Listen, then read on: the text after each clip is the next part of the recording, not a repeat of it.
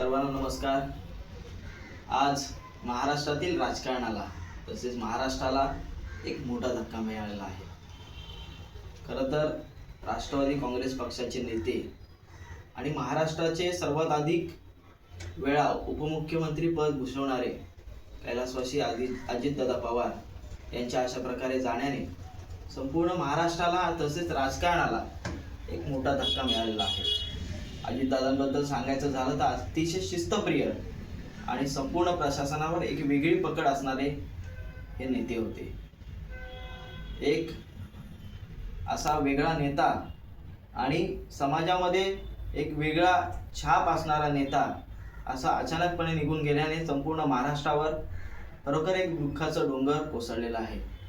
अशा कैलासवासी उपमुख्यमंत्री अजितदादा पवारांना आम्ही संपूर्ण रोहा तालुक्याच्या वतीने भावपूर्ण श्रद्धांजली व्यक्त करतो आणि त्यांच्या आत्म्याला चिरशांती लाभो ही श्री धावीर महाराज चरणी प्रार्थना करतो।